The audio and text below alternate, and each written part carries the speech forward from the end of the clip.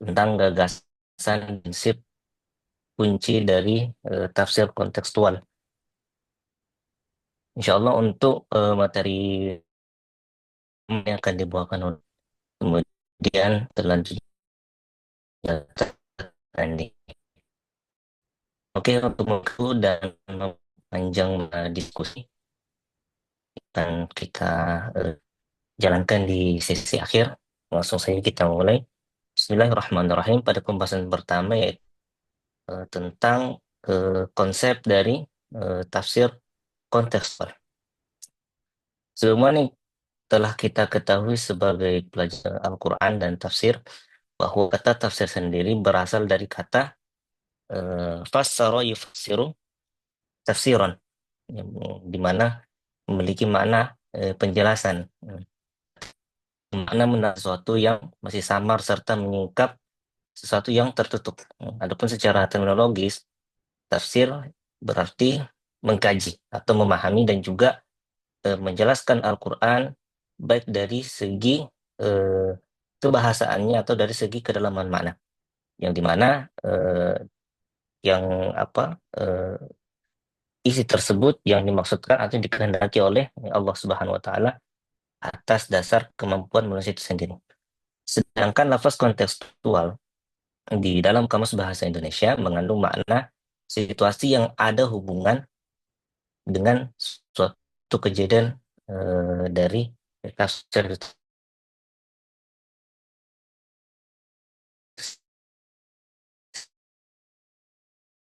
sendiri. Konteks sosial, budaya,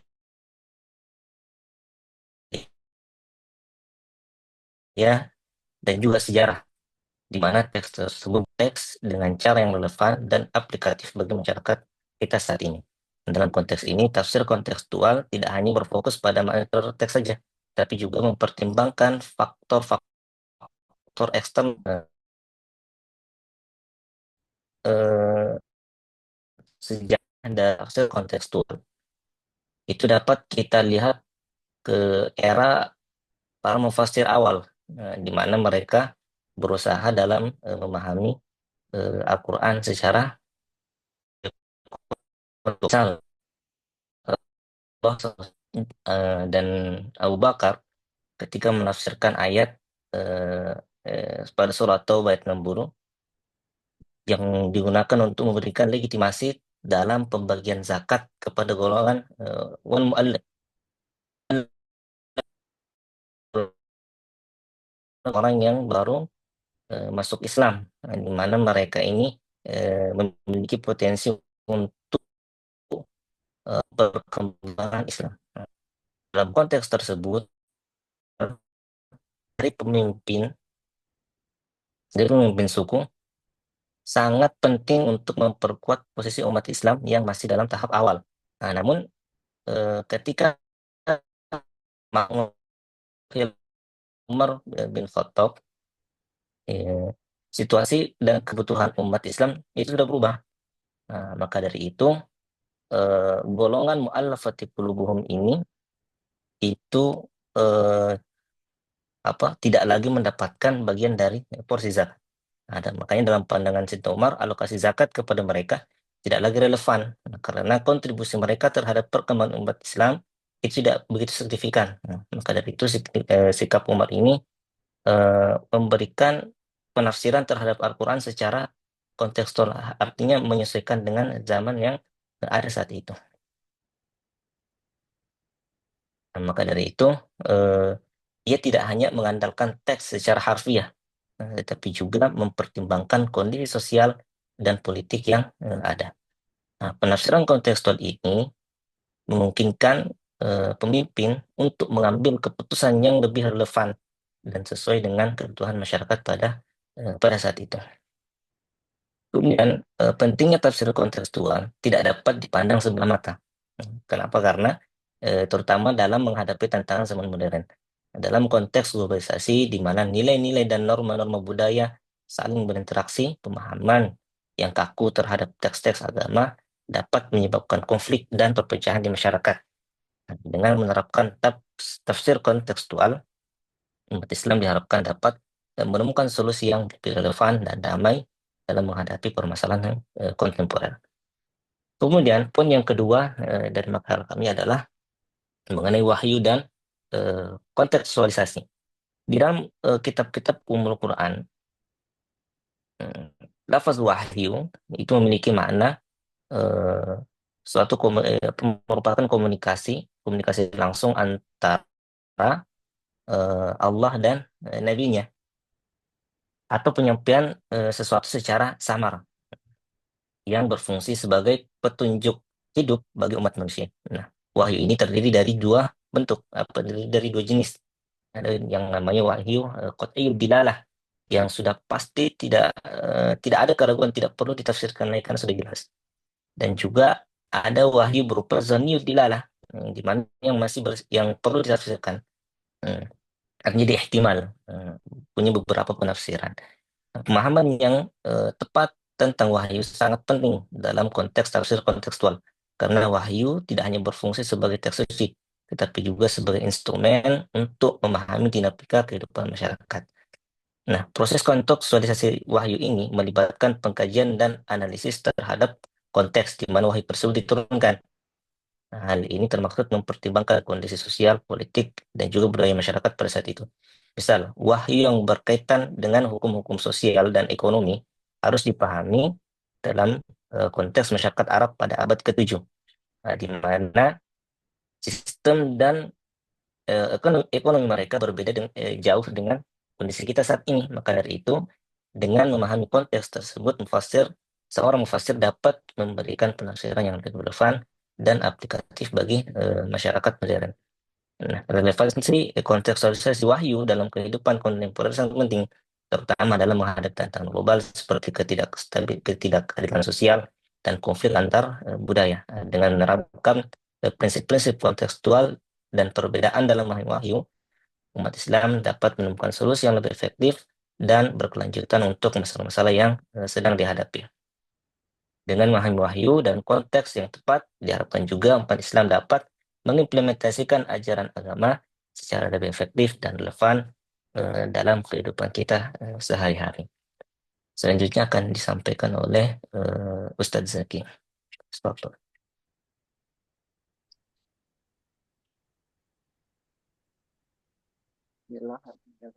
Selanjutnya akan membahas yakni urgensi tafsir kontekstual. Jadi pada saat ini banyak para pemikir atau para penafsir kontemporer memahami Al-Quran secara kontekstual.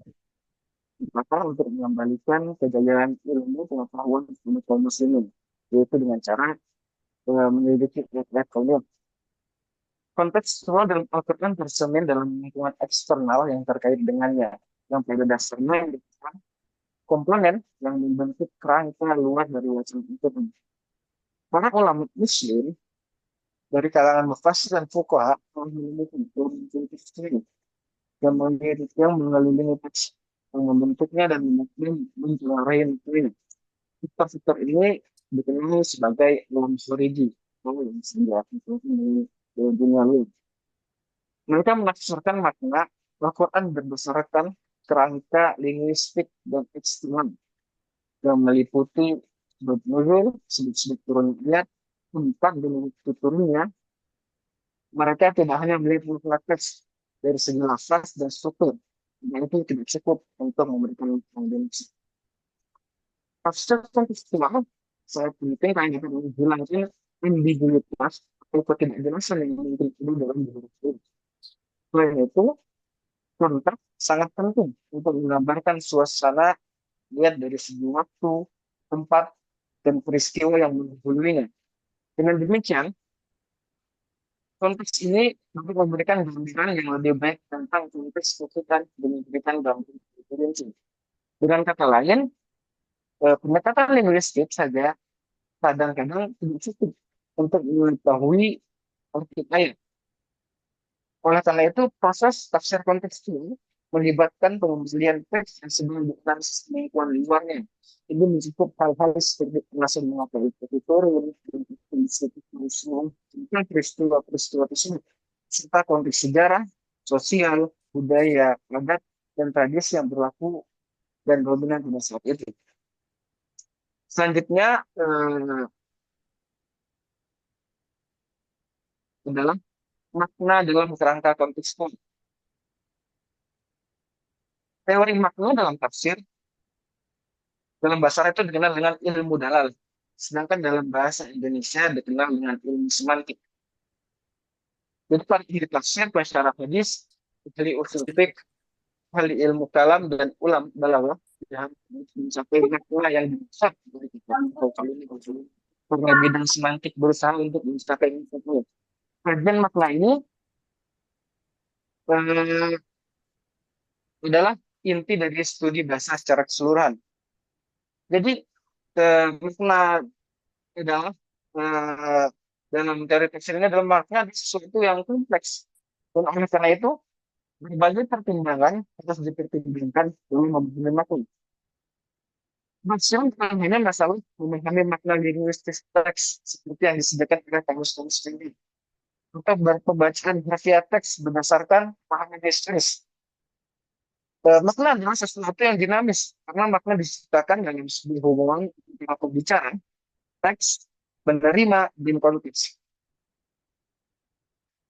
Meskipun tafsir, para penafsir dipandu oleh teks, pemahaman tentang apa yang dimaksud oleh visi yang dituliskan dalam teks itu sendiri, dan perkiraan pemahaman penerima dan konteks-konteks dengan konteks yang tidak berhenti memastikan bahwa makna itu akan terus berbeda. Meskipun tidak ulama yang memberikan tingkat stabilitas secara keseluruhan.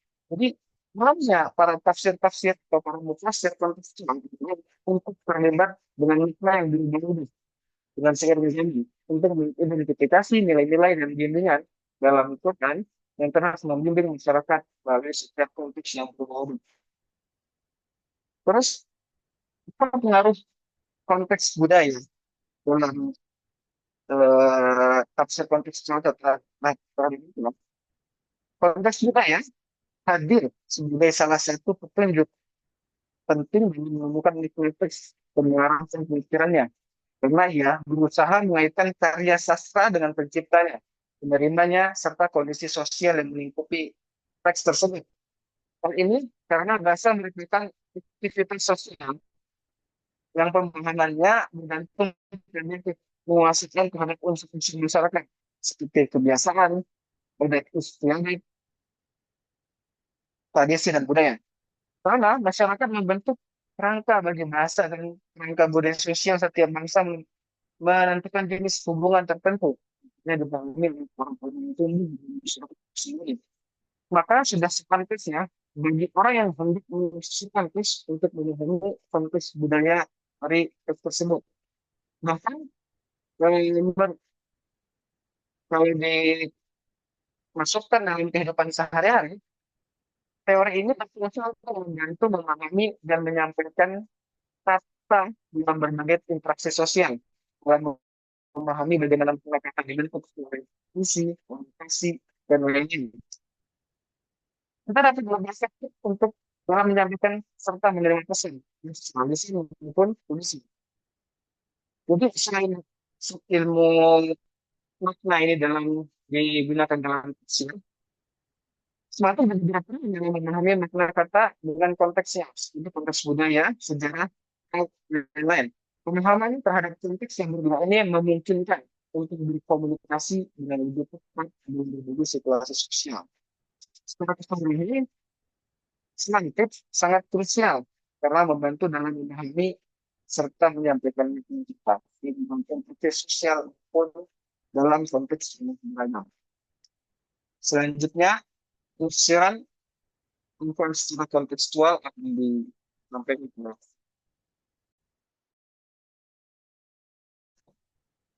Baik, bismillahirrahmanirrahim. Eh, Tafsir Sangat kontekstual yang telah dipaparkan oleh dua pemateri sebelumnya. Nah, terkait penafsiran dalam penafsiran Al-Quran, istilah kontekstual ini bisa dikatakan merupakan hal yang baru.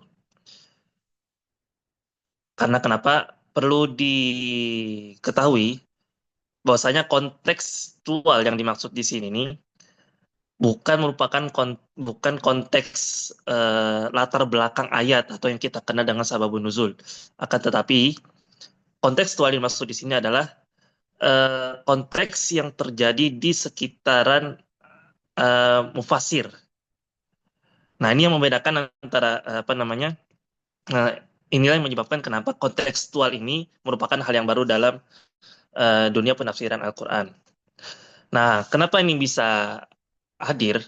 Kenapa ada munculnya apa namanya model kontekstual seperti ini? Karena menurut Fazlur Rahman, salah satu ilmuwan terkemuka, ia menyatakan bahwa apa ya penafsiran Al-Quran klasik itu bersifat sepotong-potong atau parsial. Nah, sehingga untuk mempertahankan nilai-nilai universal Al-Quran yang kita yakini sebagai umat Muslim sebagai pedoman umat Islam yang apa namanya eh, berlaku nilainya di setiap zaman dan setiap tempat.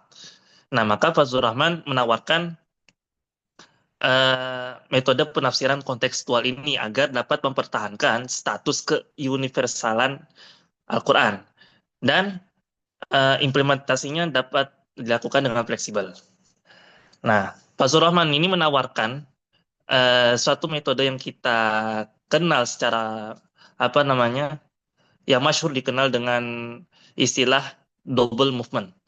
Nah, simpelnya, sebagaimana yang saya jelaskan tentang apa namanya eh, istilah kontekstual tadi, Fazlur Rahman mencoba untuk membawa apa namanya nilai-nilai inti dari Al-Quran ke dalam konteks yang terjadi di lingkungan mufasir. Saya beri contoh gambarannya seperti ini.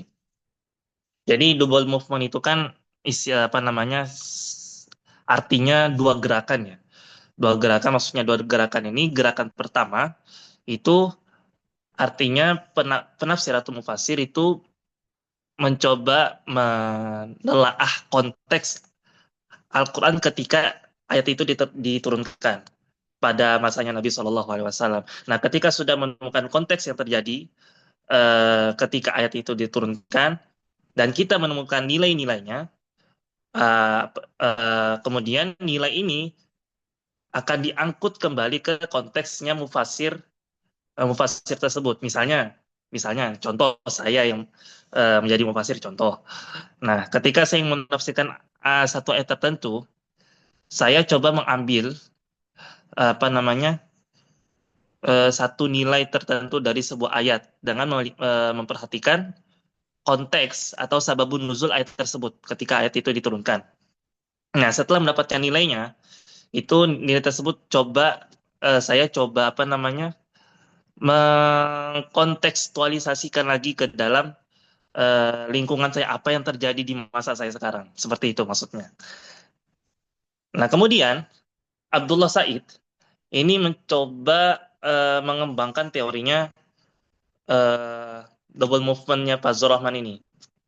Jadi beliau membuat sebuah buku yang kalau dalam bahasa Inggris itu judulnya Reading the Quran in the 21st Century.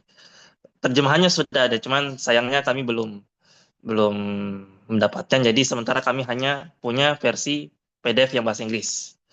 Nah, jadi intinya eh, Abdullah Said ini eh, menawarkan sebuah teori penafsiran kontekstual yang berpusat pada konsep hierarki nilai. Nah, mungkin ini akan lebih jelas terlihat ketika nanti kita memaparkan contohnya.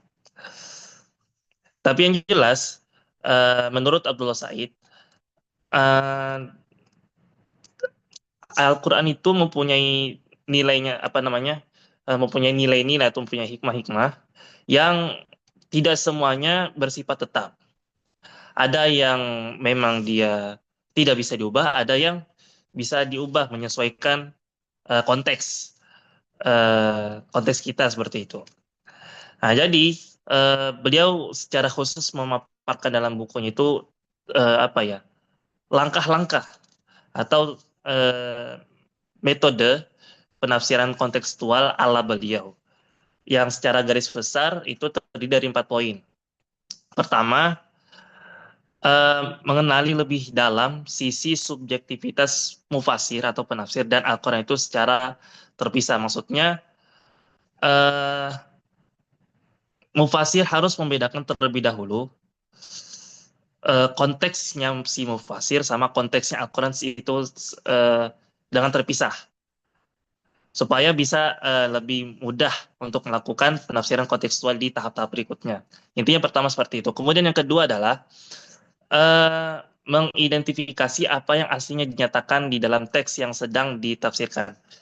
Simpelnya, langkah kedua ini adalah kita apa namanya, memantau atau mengecek terlebih dahulu nasnya doang nih, tanpa eh, kita perhatikan dulu sababun nuzulnya dan berapa hal-hal di luar itu, pure nasnya aja. Jadi kita apa namanya, mengecek nas ayat tersebut plus ragam bacaannya. Nah, karena Al-Quran kan diturunkan dengan 7 huruf kan, sabatul huruf kan. Nah, maka ragam bacaan ini bisa apa namanya, memungkinkan si mufasir ini apa namanya ya, eh, sebagai tambahan referensi atau tambahan rincian lah dalam analisis nasnya tadi. Nah, kemudian langkah yang ketiga baru memulai proses penafsiran dengan menggunakan prinsip, perangkat, dan gagasan penafsiran yang sebagaimana kita pahami dalam usul tafsir. Nah, setelah itu, maka kita menemukan nilai-nilai inti yang dikandung oleh ayat tersebut. Nah, baru kita masuk ke langkah keempat, membawa nilai dari apa namanya, dari langkah ketiga tadi. Kemudian kita mencoba mengkontekstualisasikannya dengan eh, situasi dan kondisi mufasir saat itu. Simpelnya seperti itu. Mungkin kita bisa langsung ke contohnya ya, supaya lebih tergambarkan lah. Misalnya Abdullah Said ini dalam buku apa namanya, memaparkan salah satu contoh tentang ayat perintah berhijab atau tentang jilbab, yaitu surah Al-Ahzab ayat 59. Allah Ta'ala berfirman, Bismillahirrahmanirrahim, Ya ayuhan nabiyyu qul li azwajika wa banatika wa nisa'il mu'minin yudnina 'alaihinna min jalabibihin. Dzalika adna ay yu'rafna fala yudain wa kana Allahu ghafurur rahima. Wahai Nabi Muhammad, kata Allah Ta'ala, katakanlah kepada istri-istrimu, anak-anak perempuanmu, dan istri-istri orang mukmin supaya mereka mengulurkan jilbabnya ke seluruh tubuh mereka. Yang demikian itu agar mereka lebih mudah untuk dikenali sehingga mereka tidak diganggu. Oke, sampai di sini kita sudah masuk ke langkah kedua sebenarnya. Karena menelaah nasnya doang. Oh, ini nasnya nih. Al-Ahzab ayat 59 itu nasnya seperti ini. Kemudian kita cek sebab ayat ini turun atau sababun nuzulnya ayat ini. Nah, diterangkan oleh Asudi bahwasanya orang-orang fasik pada masa itu mengganggu para wanita jika keluar rumah di malam hari. Nah, jika mereka melihat wanita memakai cadar, mereka membiarkannya karena mereka tahu itu adalah wanita merdeka.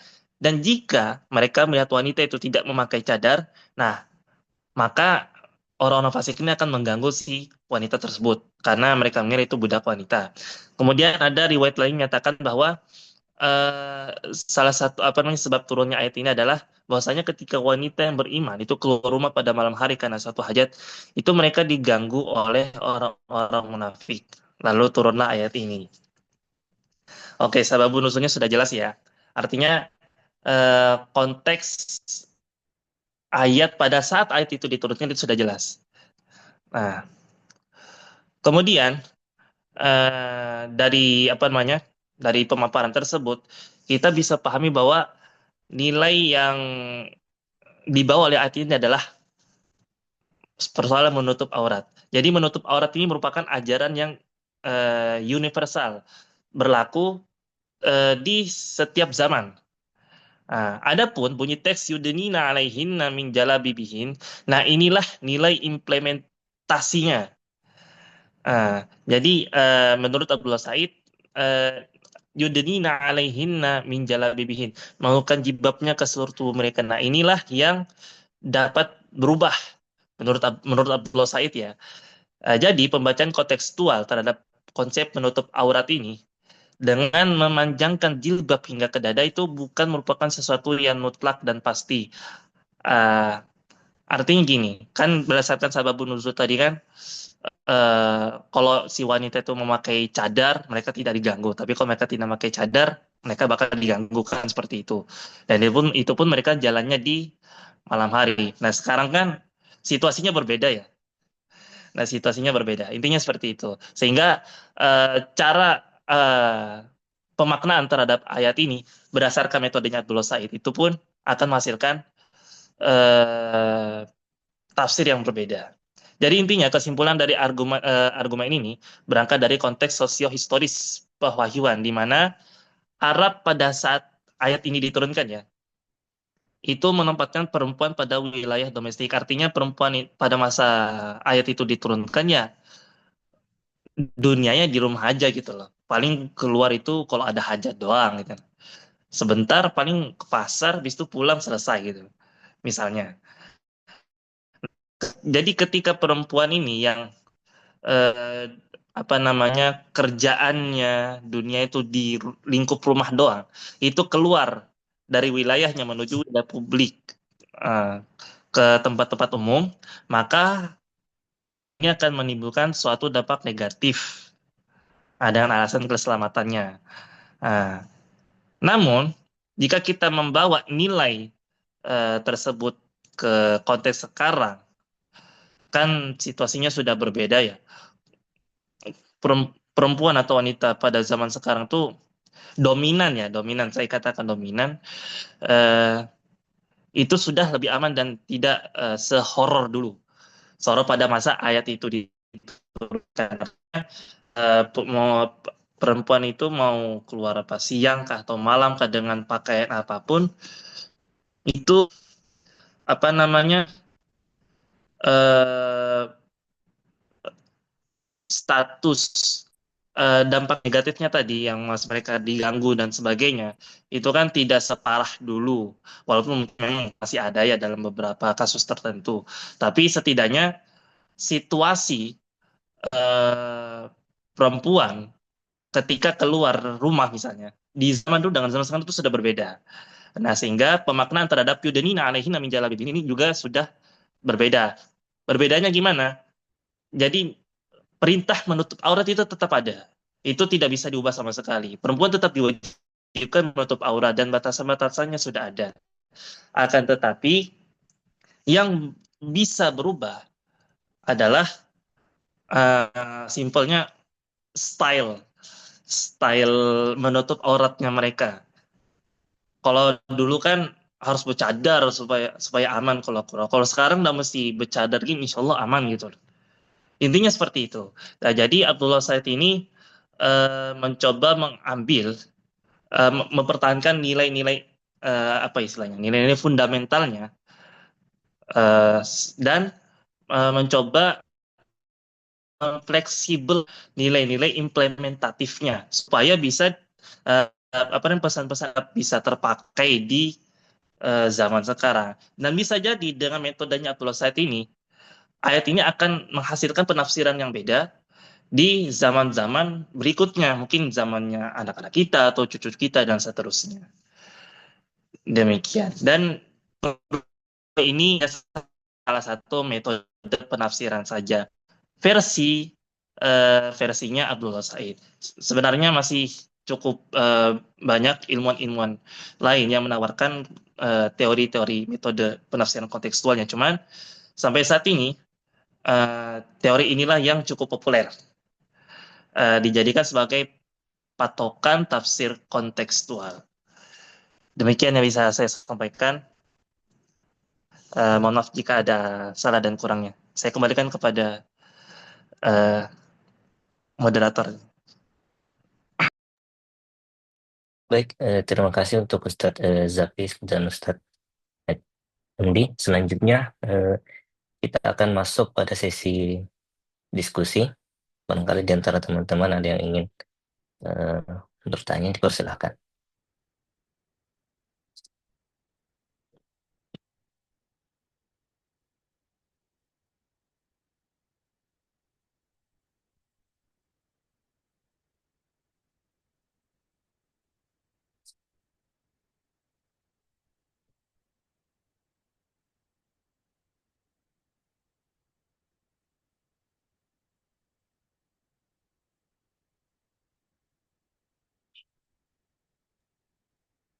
Kalau tidak ada, saya duluan Silakan Ustadz Jamal. di diskusi.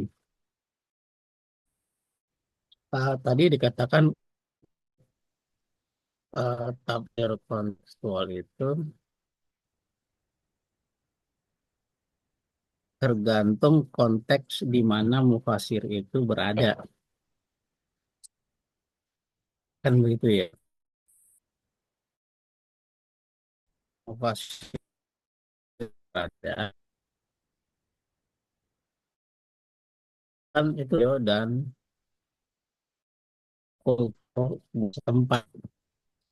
Kalau pertanyaan terkait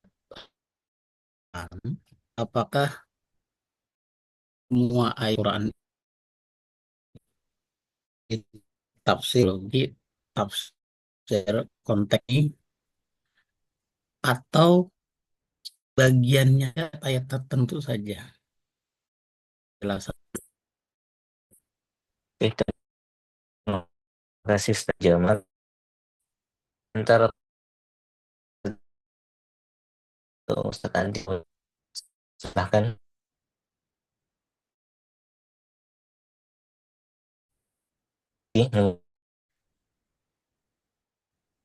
Bila saya coba tambahkan, saya minta tolong. Insya Allah, kita mau. Baik, tadi pertanyaannya yang saya tangkap, apakah semua semua ayat Al-Quran itu bisa ditafsirkan dengan metode ini, atau hanya ayat-ayat tertentu saja? Begitu ya, Ustaz Jamal ya? Betul, Ustaz. Eh, Terkait masalah apakah semua ayat yang bisa ditafsirkan dengan metode ini atau tidak, secara umum ya, semua metode penafsiran Al-Quran itu secara umum harusnya bisa menafsirkan seluruh ayat. Akan tetapi berkaitan dengan tafsir kontekstual, apa namanya, ini, maka ayat-ayat Al-Quran yang bisa ditafsir kontekstual, kalau boleh kasih ya, ayat kan berarti tidak semua bisa ditafsirkan dengan metode ini. Semua insya Allah bisa, akan tetapi tergantung kebutuhan Ustaz, kebutuhan si mufasirnya ini. Nah, karena tujuan tafsir kontekstual ini kan salah satunya memperbaharui apa namanya, pemahaman pemahaman tafsir klasik yang dianggap usang gitu. Dan itu tidak semua tidak semua tafsir, tidak semua penafsiran yang eh, orang-orang kontekstualis ini menganggap itu usang. Hanya beberapa aspek tertentu, misalnya tentang tadi, atau yang populer itu tentang ayat tentang misalnya, atau tentang kepemimpinan dan seterusnya. Intinya isu-isu kontemporer yang disinggung oleh Al-Quran. Nah itu yang mungkin akan jadi perhatian khusus bagi para kontekstualis. Nah, sedangkan ayat-ayat yang menurut mereka masih relevan, ya mungkin mereka tidak akan mengganggu gugat seperti itu. Itu dari saya. Mungkin barangkali dari Ustadz Miro, Ustadz Jaki ada tambahan.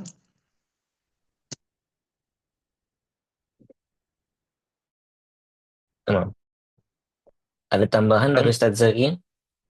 eh, mungkin tambah sedikit Ustaz, se hampir sama Gus Ali. Jadi kan peran peran tafsir atau fungsi tafsir kontekstual itu kan satunya emang itu ya terlibat dengan makna-makna yang berubah-ubah sebelumnya. Jadi untuk mengidentifikasi nilai-nilai dari Quran yang terbaru sering ini, kita harus melihat itu melihat dari dulu si kontekstual ini untuk melihat apakah ini sesuai dengan zaman ini atau enggak. Jadi ya salah satu fungsi ya tafsir kontekstual ya untuk mencari atau mengidentifikasi hukum-hukum yang berubah-ubah ubah seiring zaman gitu. Jadi ya semua tergantung apa namanya tergantung yang memutuskan gitu. Kalau dia memutuskan ini tetap untuk berarti bisa dipikir dengan sekolah. Tamam. Bagaimana Ustadz Jamal? Ada tanggapan? Baik, sudah dipahami, Ustaz. Alhamdulillah. Ya, alhamdulillah. Tamam. Ada atau dari teman-teman yang lain ada yang menambahkan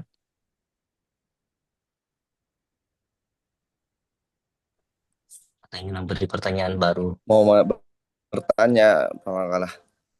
Ya, silakan. Eh, Mungkin pertanyaannya ya sedikit ini ya melenceng dari pembahasan gitu kan. Tapi rasa masih hubungan gitu. Pas di S1 kemarin kan ada mata kuliah yang namanya tafsir Makosidi gitu kan. Dan kalau didengar tadi penjelasan antum tentang tafsir konteks, saya rasa sama gitu penjelasannya dengan tafsir Makosidi, Pemakala gitu. Jadi yang ingin saya tanyakan, Makosidi dan konteks sama gitu kan? Dan kalau misalnya berbeda, apa perbedaannya gitu? Soalnya tokoh-tokohnya pun saya lihat sama gitu kan. Mungkin itu Pemakala.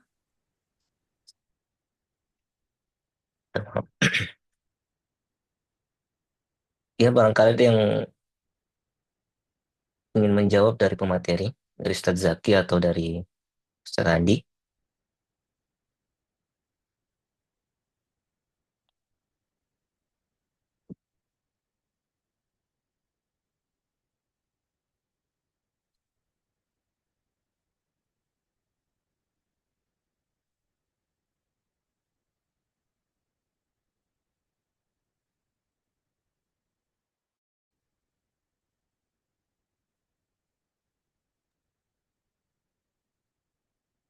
Mungkin saya coba menjawab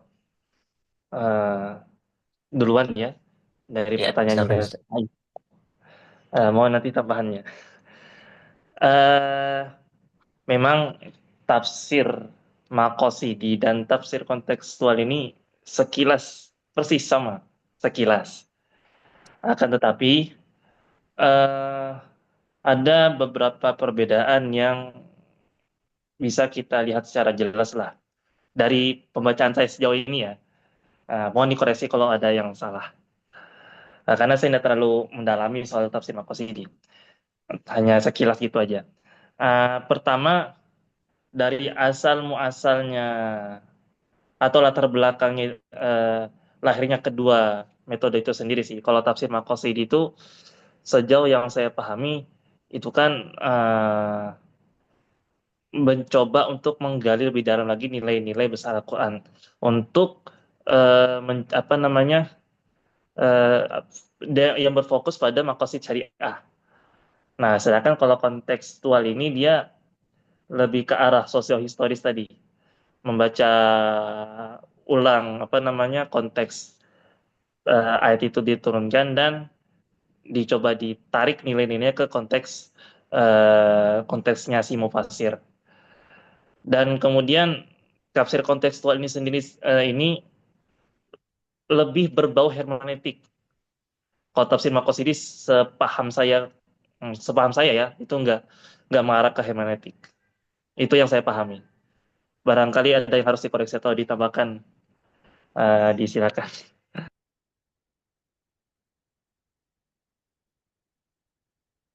Mohon maaf, Sat. Mungkin bisa diulang dulu penjelasannya, Sat. Saya belum nangkep nih, Sat. Mohon maaf, Sat.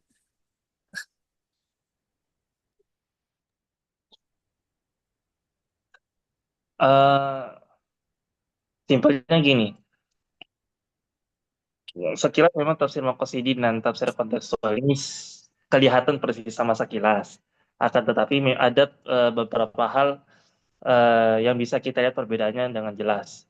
Nah, kalau tafsir Maqasidi itu yang saya pahami ya, itu fokus utamanya pada maqasid syariah.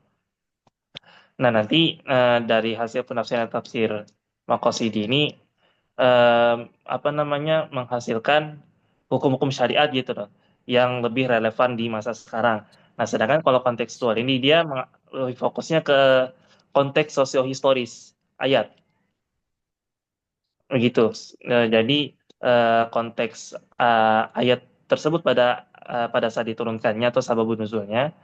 Nah, itu coba dibaca ulang, kemudian hasilnya itu coba dikontekstualisasikan, eh, dikontekstualisasikan pada lingkungannya mufasir lah. Jadi ada dari orientasinya sudah agak berbeda. Kemudian tafsir Maqasidi ini lebih mengarah pada substansi hukum atau tujuan syariat. Nah, sedangkan tafsir kontekstual ini dia apa ya, lebih mendekati hermeneutik. Nah, kalau sudah ngomong soal hermeneutik kan, eh, apa namanya, ya kita paham sendiri ya, hermeneutik itu asal usulnya berasal dari luar Islam sebenarnya. Nah, jadi pendekatannya sedikit berbeda. Tapi memang kalau dilihat dari pengaplikasiannya terlihat mirip, karena sama-sama mengedepankan kontekstualisasi. Mohon Itu maaf, yang Sat. bisa. Ya, pemahaman sejauh pemahaman saya tentang makosid, Sat, itu kan berbeda antara makosid syariah dengan makosid Al-Quran, Sat. Jadi kalau makosid syariah emang menurut saya emang berbeda, tergantung penjelasan antum tadi kan, saya setuju. Tapi kalau makosid Al-Quran gitu, jadi menurut saya mirip, apalagi latar belakangnya yang antum ambil tadi kan dari sahabat Umar.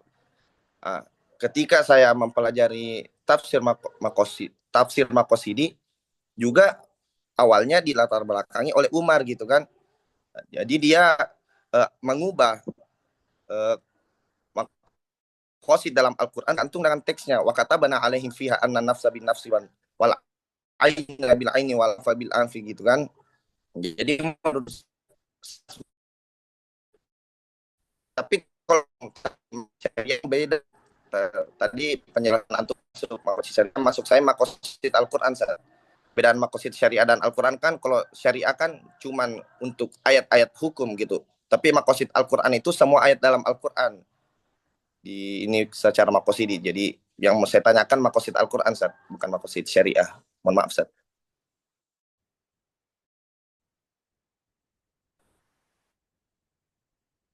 Ya mungkin izin menambah. Kalau di cara desain Qasidi ini menafsir keseluruhan. Sedangkan tafsir kontekstual ini hanya pada ayat memang memiliki latar historis atau secara dampak sosiologi saja. Tapi kan tafsir Maqasidi itu berlaku untuk semua ayat-ayat yang memang ada yang dimana metode penafsirannya itu Maqasid, melihat secara Maqasid dari ayat tersebut. Kalau kontekstual itu tidak hanya beberapa ayat-ayat saja. Jadi tidak semua ayat yang bisa ditafsirkan secara kontekstual. Kenapa? Karena hanya beberapa ayat saja yang berkaitan tentang eh, apa yang membahas secara historis, sosial, dan budaya. Hmm. Berarti menurut antum, Sat, kontekstual itu sebatas tentang pembahasan historis sosial gitu kan. Jadi Iya, nggak ada yang tentang ya, fikih, nggak ada berarti ya. enggak. Dia hanya secara kontekstual saja, secara sosial budaya. Karena bagaimana mungkin mau menafsirkan ayat-ayat tauhid dengan metodologi kontekstual. Misalkan antum membaca ayat Qul huwallahu ahad. Kemudian ini mau ditafsirkan secara kontekstual itu seperti apa? Nah, Nah, begini sedangkan Sat, secara hmm, ya eh, maksudnya bukan sebatas tauhid dan hukum doang Sat. Kan ada dibilang hmm, kekuatan gitu Sat. Ada yang dibilang apa ya istilahnya? Hierarki gitu kan, hmm, politik gitu kan. ya, Berarti menurut kontekstual ini cuman sebatas asal hubungannya hablum minan nas gitu ya. iya, secara kontekstual. But, terus makosid kalau misalnya kul huwallahu ahad gimana maksudnya Sat? Kalau antum misalnya mau tafsirkan Kalau dari makosid. sudut pandang tafsir Maqasid melihat tafsir tentang ayat-ayat tauhid, itu berarti dilihat lagi tujuan dari eh, apa tujuan dari penyampaian ayat tersebut apa dilihat dari sisi Maqasidnya dari tujuan ayat tersebut. Tapi kalau secara kontekstual tidak bisa dilihat karena memang sudut pandangnya beda gitu. Sisi yang dilihat itu beda. Sisi yang dilihat dari tafsir kontekstual itulah sisi dari segi historis. Sedangkan ini adalah sisi dari tujuan ayat tersebut. Jadi satu membahas dari sisi lain dan satu membahas dari sisi yang lain juga. Tapi Tapi terkadang makrosedi juga itu membahas secara ayat ya, apa tadi yang contoh yang disampaikan ayat. Dia punya satu sisi yang sama dari antara tafsir makrosedi dan tafsir kontekstual. Tetapi di sisi yang lain dia punya perbedaan. Memang biasanya memang pasti hampir bisa dibilang selalu ya, selalu menyentuh kontekstual kalau tafsir Maqasid ya. Iya, soalnya itu kontekstual. berarti dibedakannya pas ayat akidah aja gitu kan berarti ya. Soalnya tadi Iya, yang perbedaan. kembali itu bisa ditafsirkan maksudi juga tuh yang tentang jilbab kan. Makanya di awal tadi sih dikatakan tafsir Muqasid itu lebih umum dibanding tafsir kontekstual yang sifatnya lebih khusus. Berarti kalau misalnya tokoh-tokoh kontekstual bisa dikatakan dia juga tokoh-tokoh makosidi gitu. Soalnya kan mirip. Hmm, kalau Misalnya Ibnu masalah Asyur bisa berarti masalah ada ketokohan ini kan tergantung latar belakang mereka masing-masing kan, tergantung zamannya hidupnya di mana. kan sudah karena mirip gitu. Hmm, Misalnya Ibnu Asyur hmm, terkait tafsir makosidi. Tapi karena makosidi ini mirip dengan kontekstual, berarti secara nggak langsung beliau bisa dikatakan tokoh kontekstual gitu berarti ya. iya bisa, Fazlur Rahman berarti bisa dikatakan tokoh makosid juga gitu kan. iya bisa. Oh, Cuman seseorang itu kan biasa dikenal dengan apa yang sering dia lakukan. Tapi kalau digolongkan dengan golongan tafsir maqasid atau kontekstual, ya bisa saja mereka masuk dalam golongan tersebut. berarti apa ya? Penerapannya kontekstual itu udah lama berarti Seth. Maksudnya Iya, baru makanya tadi di awal disampaikan kan sejak awal eh, diilahkan masa berarti ya. kenabian tafsir kontekstual sudah ada. Karena Al-Quran solih likulli zaman wa makan kan. Solih likulli zaman wa makan ini kan gambaran dari tafsir kontekstual. Hmm. Ya syukron Seth. Maaf. Ada lagi dari teman-teman yang lain yang ingin menambahkan?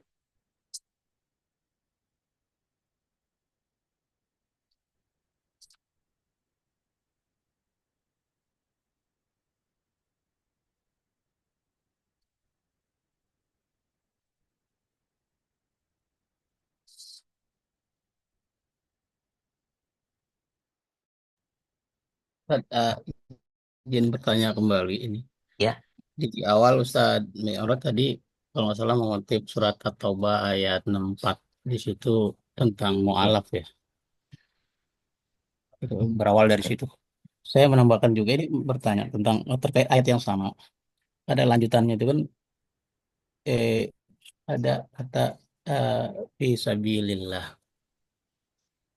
Kalau kontekstualnya itu bagaimana? Karena kan fakta di lapangan tuh ada emang ada juga fenomena eh guru ngaji itu termasuk fisabilillah sehingga ada sebagian orang zakat dengan guru ngaji, begitu. Atau begini, kan seperti itu, Ustaz.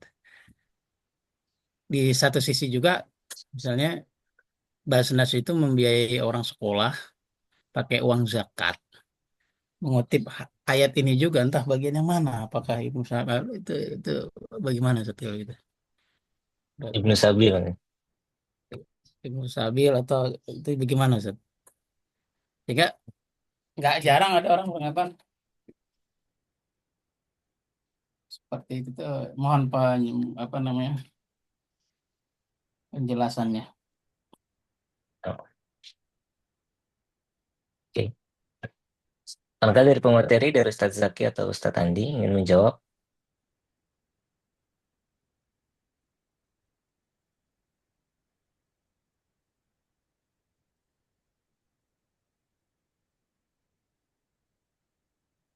Dari Ustadz Zaki mungkin?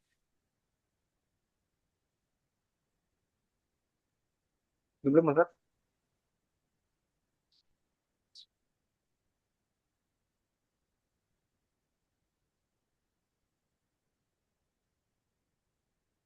Oke. Untuk pertanyaan Ustadz Jamal tentang konsep fisabilillah tadi, apakah tergolong guru ngaji ini masuk kategori fisabilillah? Nah, mungkin bisa dilihat nanti ke apa? Mungkin di antara para ulama itu ada yang menggolongkan orang-orang yang mengajar, belajar dan mengajar ini tergolong kepada eh, masuk kategori Ibnu Sabil. Nah, kalau misalkan ditafsirkan seperti itu, nah berarti guru ngaji ini masuk kategori eh, mendapatkan zakat juga berarti. Memang kalau dari segi hadis sih ada sebuah hadis yang Ah, menggolongkan guru ngaji atau santri yang sifatnya menuntut ilmu dikategorikan fisabilillah. Hadis itu man kharaja li talibil ilmi fahuwa fisabilillah hatta yarji'. Namun saya rasa ayat ini atau hadis ini tidak bisa ditarik ke dalam konteks zakat fisabilillahnya tersebut. Kecuali kalau seandainya mereka adalah orang-orang yang memang masuk kategori miskin, wah mereka jadi akad, wah lebih afdol untuk diberikan. Saya rasa seperti itu, Ustaz. Memang ada sebagian hmm. ulama yang mengatakan fisabilillah gitu. Bahkan konteks di Indonesia itu kan Basnas itu membiayai orang beasiswa itu, mengutip ayat ini juga dengan dalil fisabilillah. Jadi begitu, Zat. Gimana, Zat? Ya, konteks keindonesiaan, kalau tadi kan tekstual di mana kita berada sosialnya, ya bagaimana tuh? Mungkin melihat masalahnya di situ lebih besar, makanya ulama kita ngambil pendapat yang itu saja, Mas. Bahkan terakhir saya Gimana? juga dapat reward Hmm. dari Basnas itu di bulan puasa kemarin, gara-gara jadi juru dakwah di bulan puasa. Mereka menggunakan Uang dana itu, zakat. iya, uang zakat. Dalilnya kan sama seperti ini. Hmm. Gimana? Dan kalau misalnya kita ngeliat konteks juga, Sejamal, saya rasa kalau misalnya kita prioritaskan untuk, kalau Semi Orot mengatakan maslahat, untuk masakin wa fuqara di Indonesia ini lebih aslah untuk diberikan daripada guru-guru yang memang sudah tercukupi lah dari segi ekonominya. Kalau emang dengan alasan maslahat ya.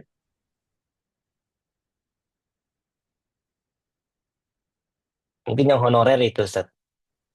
Kalau yang Ah, PNS mungkin aman-aman aja. ah, Ustadz Mi'raj sudah profesor, jadi duitnya udah banyak. Enggak, kalau di bagian daerah, mohon koreksi kalau salah. Saya pernah punya teman di daerah Madura kalau nggak salah. Itu bahkan nggak honorer, udah punya mobil, udah kaya pun tetap diberikan dengan dalil yang tadi. Makanya mungkin bisa karena memang dari tujuan zakat itu kan pemerataan dari orang-orang betul-betul yang mustahik. Jadi golongannya ini dilihat lagi apakah memang orang yang berkecukupan atau tidak. Mungkin itu bisa ditunjuk ulang dari Basnas itu. Karena eh, pemberian sesuatu kepada orang yang memang sudah berkecukupan itu kan masalahnya nggak dapet di situ. Dibanding kalau diberikan kepada memang orang-orang yang membutuhkan. Jadi mungkin latar belakang zakat itu dilihat dari latar belakang ekonominya juga. Jadi misalkan orang yang sudah berkecukupan, tapi dia sabil. Ya, sudah berarti dia tidak mustahik zakat berarti. Mungkin di antara para ulama mengatakan seperti itu. Hmm, Dari penafsiran ayat tersebut. Makanya digolongkan di akhir. Hmm,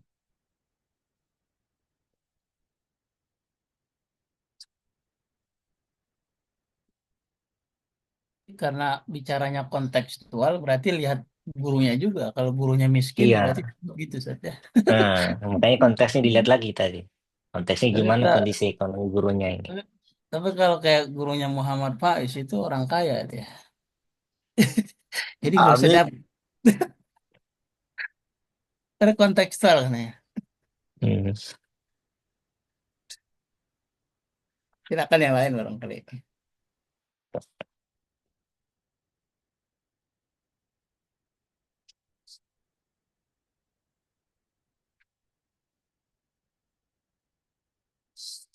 Tapi ada lagi yang ingin ditanyakan. Eh, mungkin masih mau bertanya nih pemakala nih. Gimana kalau misalnya ini pemakala kontekstualnya sampai keluar syariat gitu kan? Contoh. Misalnya misalnya nih ya nggak ada mau nyinggung siapa-siapa misalnya kan. Misalnya kemarin ada kan pernah viral tuh eh, perempuan kan harus berjilbab kan, tapi karena dikontekstualisasikan perempuan perempuan sekarang asal hatinya berhijab gitu kan, gimana itu kalau gitu sampai sampai kayak maksudnya apakah kontekstualisasinya diterima ataukah ya kita hargai perbedaan gimana? Jadi ayat-ayat yang sudah jelas secara, jadi ada kaidah tafsir yang mengatakan kalau zahirnya sudah tidak butuh penafsiran lagi, maka eh, dalam konteks ayat tentang jilbab itu sudah jelas. Yang ada kontekstualisasinya yang tadi yang tentang bagaimana style bentuknya segala macam. Makanya ayat tentang jilbab itu sifatnya ta'abudi sebagaimana ayat tentang wudhu, tentang taharah. Itu semua sifatnya ta'abudi. Jadi harus ditanyakan kenapa seperti ini, kenapa tidak bisa dikontekstualisasikan lagi. Jadi kalau ada pendapat-pendapat yang muncul menyelisihi nas, bisa dikatakan pendapat tersebut syaz. Nah, di mana yang misalnya kayak pendapat yang dikutip oleh Pak Quraish Shihab misalkan yang banyak tersebar. Nah, di sini beliau hanya bukan pendapat beliau secara pribadi, tapi pendapat itu lahir hasil bacaan beliau juga. Beliau mengutip bahwa ada pendapat seperti itu. Di sisi lain ada juga pendapat yang sahih. Nah, jadi dua-duanya disampaikan. Jadi kalau sudah menyelisihi nas, ya sudah berarti pendapatnya tertolak. Itu tadi kayak data tafsiran tuh maksudnya kalau yang zohir sudah jelas berarti harus Hmm, diikuti gitu kan, nggak boleh dikontekstualisasikan lagi gitu kan. Iya. Terus gimana kalau misalnya pas zamannya Umar gitu kan, Allah kata bana alaihim fiha anna nafsa bin nafsi wal aina bil aini wal alfa bil alfi kan, yang dimana kalau misalnya ya yang saya dapatkan pas S1 tuh misalnya pembunuhnya pembunuhnya ada yang nyuruh gitu kan, tapi pembunuhnya kan yang kelihatan secara zohir Hmm. pembunuhnya gitu kan, masa yang menyuruhnya itu nggak dapat sanksi gitu kan kalau pakai tuh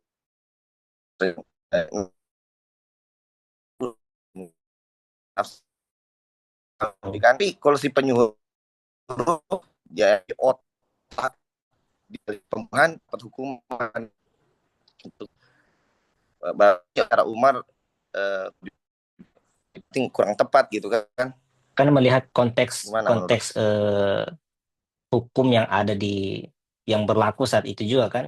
Di masa Umar yang berlaku hukum yang berlaku adalah hukum kisos yang seperti di ayat itu kata Bana alaihim fiha anna nafsa bin nafs. Tapi kalau misalkan hukum tersebut diterapkan ke hukum kita sekarang, faktanya kita bukan negara Islam. Nah, jadi hukum itu tidak bisa dikenakan secara umum karena secara konteksnya tidak masuk ke dalam ayat tersebut. Nah,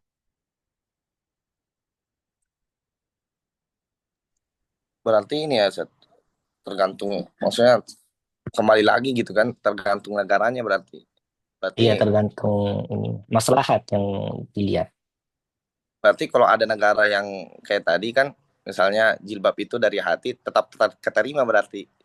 Kalau misalnya tergantung negaranya Kalau juga. yang sifat seperti jilbab itu kan sudah sifatnya sudah qat'i dilalah, bukan zoni dilala lagi, tapi sudah sifatnya qat'i dilala. Jadi harus diterima karena memang hukumnya sudah seperti itu kan. Sama seperti wudhu harus sudah diterima, sama seperti sholat harus diterima. Karena memang sudah seperti sifatnya ta'budi, bentuk penghambaan kita. Tapi kalau bersekaitan dengan hukum, hukum ini kan soal sosial, hukum sosial. Tergantung bagaimana konteks sosialnya yang ada di masyarakat saat itu kan. Berbeda dengan hukum jilbab. Kecuali misalkan eh, di mana di beberapa negara misalkan melarang pemakaian jilbab. Nah, tentu di sini kan ada mudarat lagi yang muncul. Apa saya izin sebentar, ada tamu, ada yang mencet bel.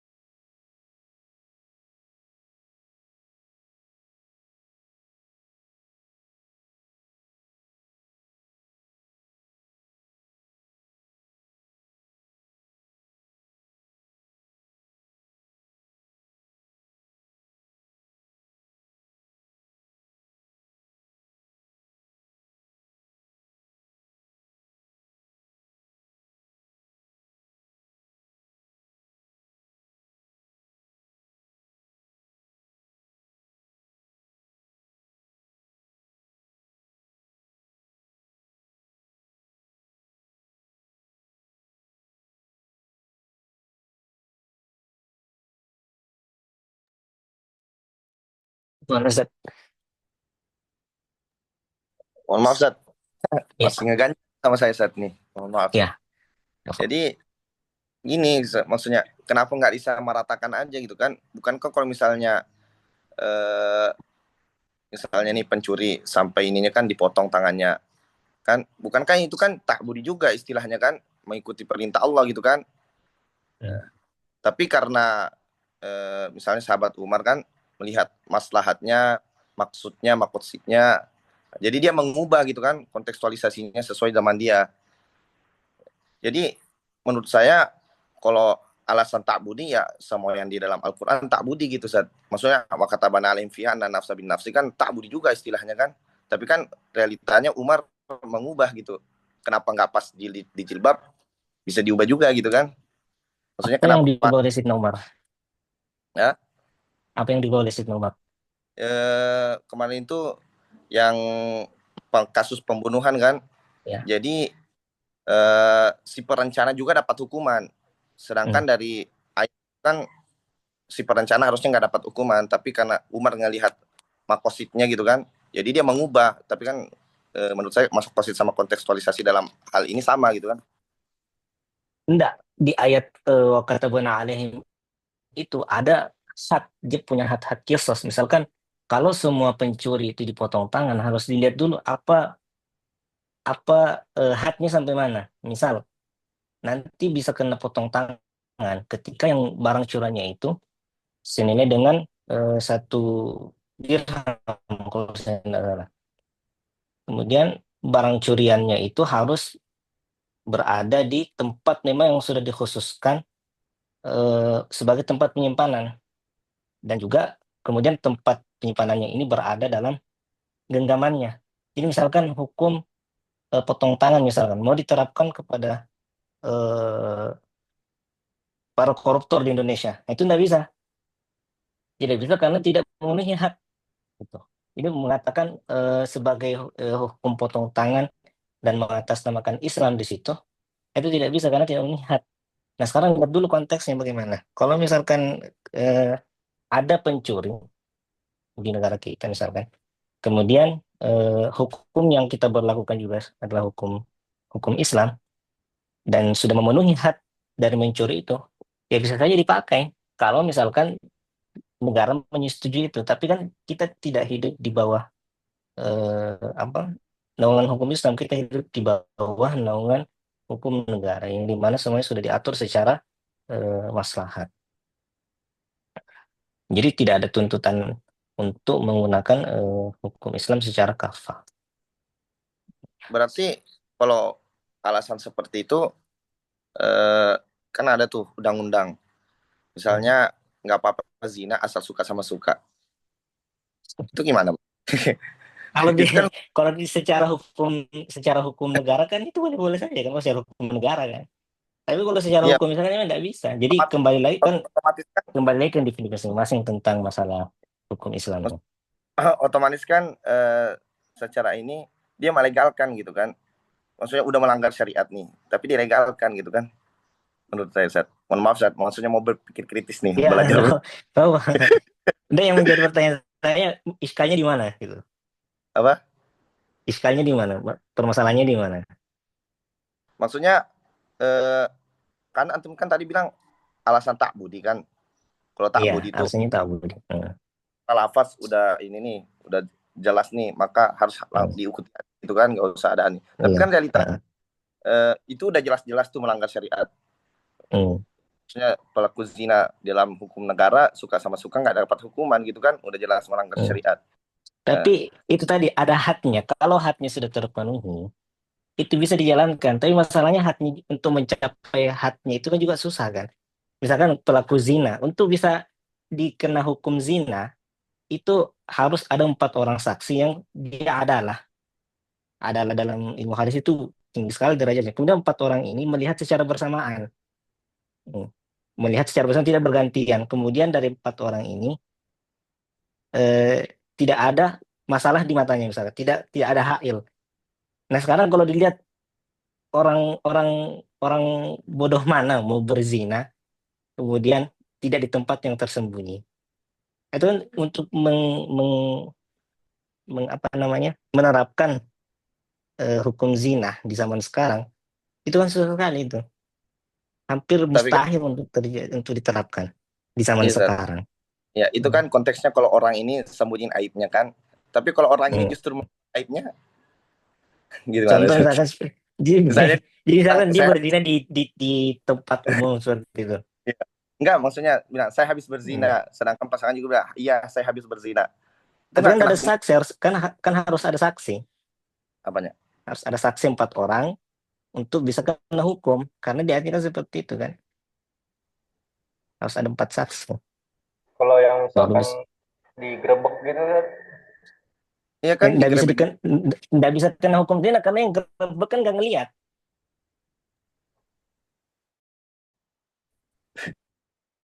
Tapi kalau misalnya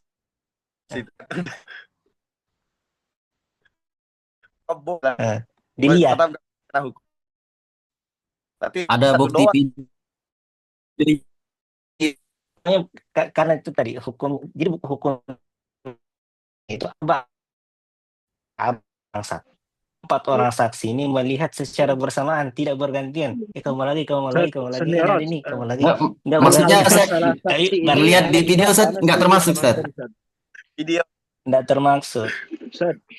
Perihal masalah apa namanya, masalah saksi ini Anda setuju sama antum, Pak Arba'at Syuhada. Namun kalau kita ngelihat konteks lagi saat di zaman Nabi, ada yang perempuan hamil itu yang sampai zina, dia datang ke Nabi, saya zina, tapi dikisos itu pada saat zaman Nabi tanpa mendatangkan saksi. Nabi nggak, di hadis itu Nabi nggak mengkisos.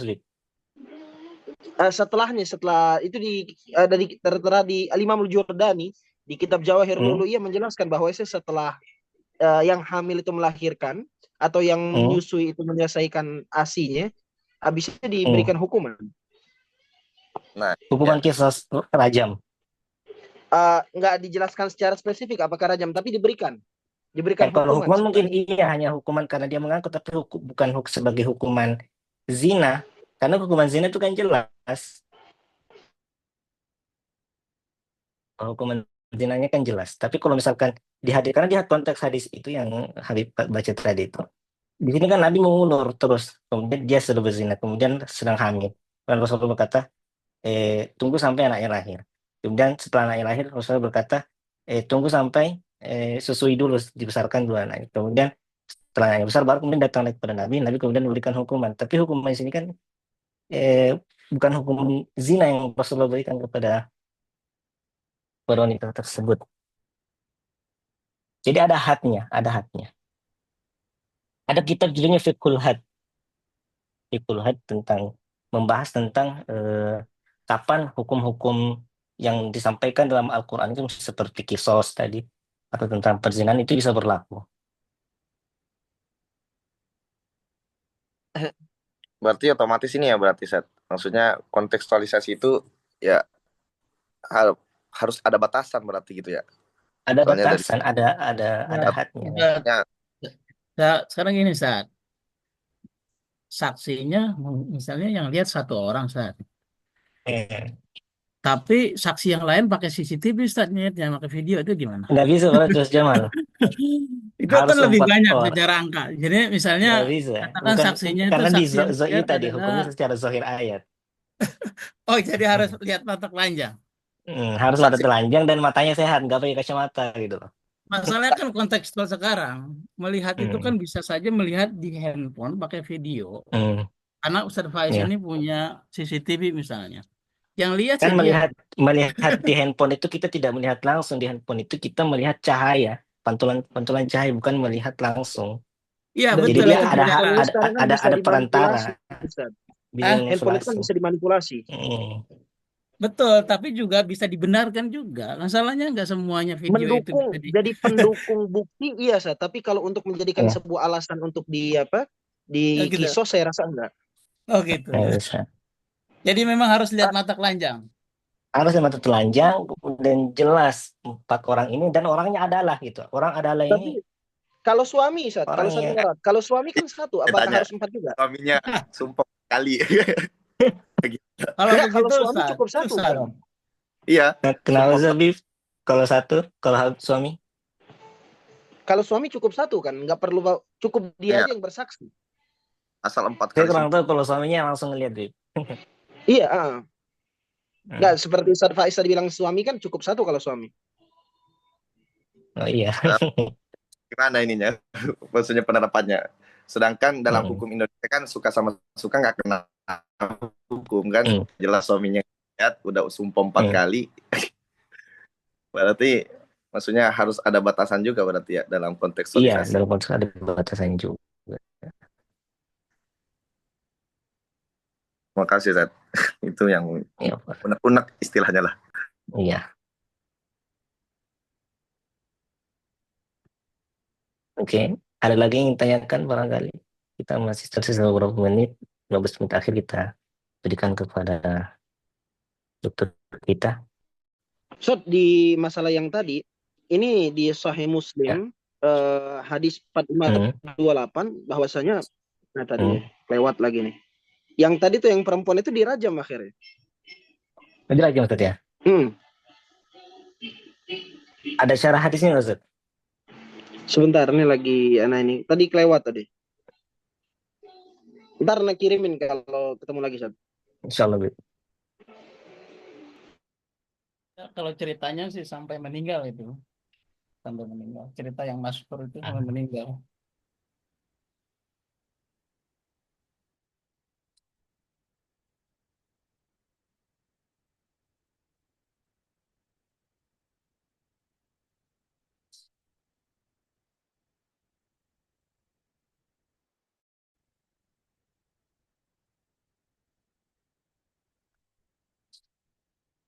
Oke, ada lagi yang ingin ditanyakan?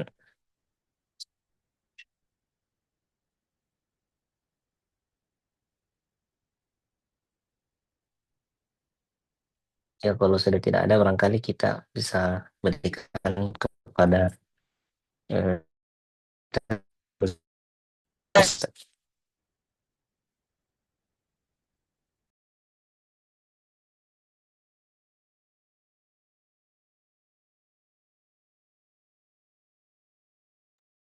Belum selesai ya?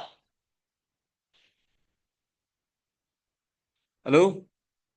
Iya Ustaz, sudah selesai. Oh, sudah selesai. Oke, saya menyimpulkan seperti ini ya. RPS yang saya buat ini tujuannya bagi mahasiswa-mahasiswa yang ingin meneliti tesis apa namanya tentang ayat Al-Quran tapi dengan metode kekinian ya atau kontekstual ya. Kontekstual itu maksudnya yang current issue, current itu Islam kekinian. Jadi hal-hal yang baru yang belum ada pada masa Rasulullah lah ya, atau para masa sahabat atau masa tabi'in. Tentunya hal-hal baru ini dipengaruhi dengan perubahan yang sangat drastis lah dengan teknologi yang canggih. Tadi disebut juga misalnya ada double movement, siapa tadi? Double movementnya Fazlur Rahman ya. Kemudian dikembangkan lagi oleh penerusnya Abdullah Said. Nah, artinya ini kan masalah etika hukum. Etika hukum yang dulu hukum ini tidak ditemukan ya di masa Rasul, sahabat, tabi'in, tapi sekarang ditemukan. Saya ambil contoh misalnya saya terpikir nih buat RPS ini. Kasus yang ada di apa ya? Di Amerika dulu. Dasarnya itu ya. Ya apa? Kasus apa namanya? Coba di googling namanya Teris Ciafu. Nah, coba di googling ya. Teris Ciafu. Jadi saya berpikir ya membuat kontekstual. Teris Ciafu bisa di googling ya. Al-Quran itu kan jelas dalam ayat Al-Quran misalnya tentang tafsir. Ayat apa itu? Tentang hak asasi dasar manusia. Hak dasar manusia, hak asas dasar manusia. Manusia berhak untuk hidup. Misalnya ayat Al-Baqarah 195 ya. Wa anfiqu fi sabilillah wa la tulqu aydikum ila tahlukah. Ini dasar saya ini. Jadi hak manusia untuk hidup itu harus memang diwajibkan dalam Al-Quran. Ternyata hukum sekarang itu berkaitan yang ada di Amerika ya. Karena Amerika ini adalah kita ambil negara maju ya, nomor satu, pengusung hak asasi dasar manusia. Teris Schiavo ini kontroversi dulu. Kontroversi gimana? Di Amerika itu yang namanya hak untuk hidup itu wajib, ya, sampai nanti akhirnya melakukan demo. Teris Schiavo ini sakit, ya, sakit. Pihak keluarga ingin Teris Schiavo ini 15 tahun sakitnya, jadi sudah terkulai lemas di rumah sakit selama 15 tahun. Hidupnya itu antara hidup dan mati ya. Kita bilang sekarat lah. Teris Schiavo. Dapat ya di googling ya, Teris Schiavo. Ketemu? Ketemu nggak? Biar tahu Tidak ada kasusnya. gimana itu? Ketemu? Belum Ustaz. Belum Nemu Ustaz. ya? Ketemu? Belum nemu Ustaz. Udah. Jadi dia sakit selama 12 tahun, hidupnya antara hidup dan mati. Dulu di Amerika belum ada hukum yang namanya membunuh, ya. Membunuh. Jadi suami si Teris Schiavo ingin kasihan dia melihat istrinya yang sudah 15 tahun yang tidak ada harapan untuk hidup. Makanya suaminya ini namanya etanasia. Etanasia itu suntik mati ya. Dalam dunia medis etanasia. Suaminya ingin harus dietanasia. Karena tidak mungkin lagi dia hidup. Sementara hukum di Amerika itu tidak boleh. Karena manusia itu hak, apa namanya, berhak untuk hidup ya. Hak asasi dasar manusia. Sama dalam Islam ya. Tadi ayat saya ambil tadi contohnya, inspirasi saya dari ayat Al-Baqarah 195 ya. Kita tidak boleh membinasakan diri. Ini kan asas dasar manusia, asas dasar dalam Islam. Kita tidak boleh manusia itu membunuh orang lain, tidak boleh ya. Bahkan untuk membinasakan diri kita pun tidak boleh ya. Terjadi Teris Schiavo ini yang nggak ada harapan untuk hidup. Keluarga Teris Schiavo nggak ingin dia anaknya ini mati. Jadi antara dua ini apa ya, berdebat masalah hukum. Suaminya dia ingin ini mati karena tidak ada harapan untuk hidup. keluarganya ingin dia tetap hidup. Akhirnya diadukan ke pengadilan, ya. Kalau kita pernah kodi lah ya, dalam Islam kodi. Ya, ini kan jadi kontroversi ya, berdemo. Bagaimana hukumnya? Ada lebih Islam. Nanti kira-kira kalau membahas tentang ini.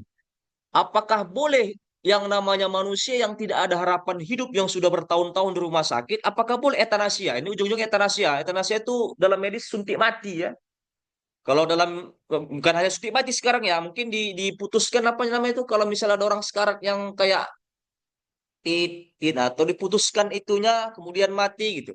Karena dia udah kesakitan gitu. Malah kalau membiarkan seorang yang sudah tidak ada harapan hidup lagi malah menyiksa dia, itu dasar pemikirannya begitu kan. Apakah boleh nanti dalam Islam dikaitkan dengan ayat tadi Al-Baqarah 195 ya. Al-Baqarah 195. Ini nanti membahas tentang begitu. Banyak lagi ya yang current isu lah. Islamic current isu apalagi misalnya tadi. Etanasia itu kan kekinian.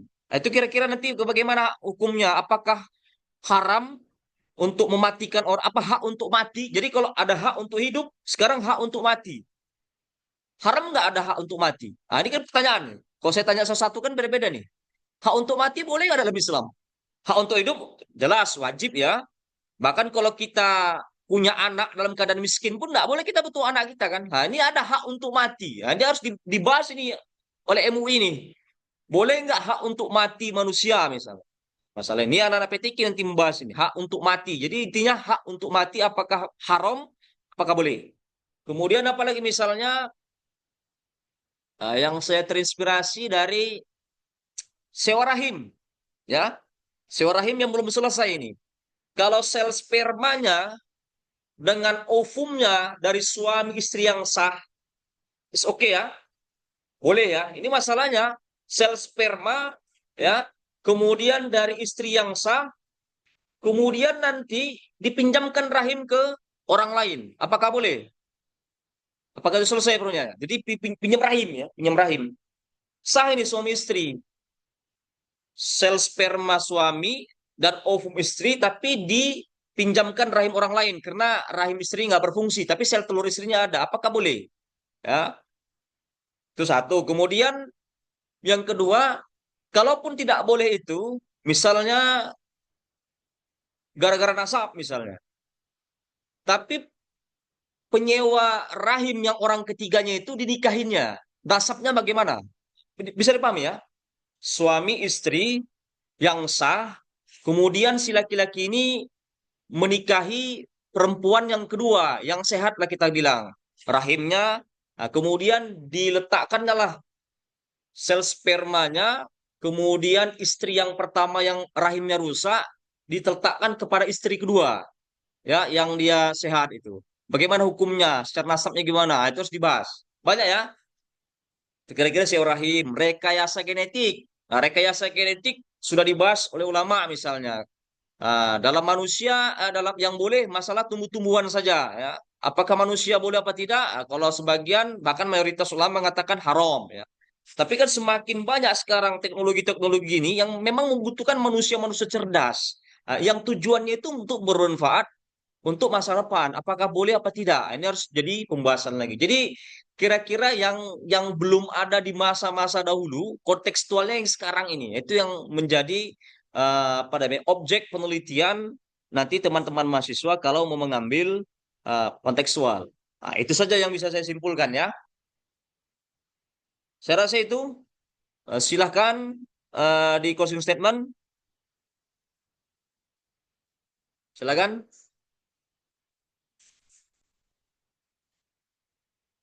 Silakan. Oke, terima kasih Ustadz atas penyampaiannya Ustadz. Mungkin closing statement kita tutup dari akan disampaikan oleh Ustadz Zaki.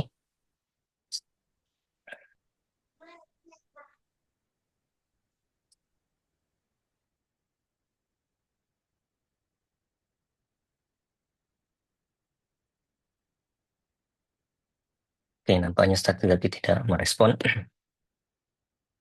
Oke, saya tutup. Dari sini closing statement dari kami para pemateri adalah bahwa tafsir kontekstual merupakan respon metodologis terhadap kebutuhan penafsiran Al-Quran yang lebih aplikatif dalam menjawab tantangan zaman modern.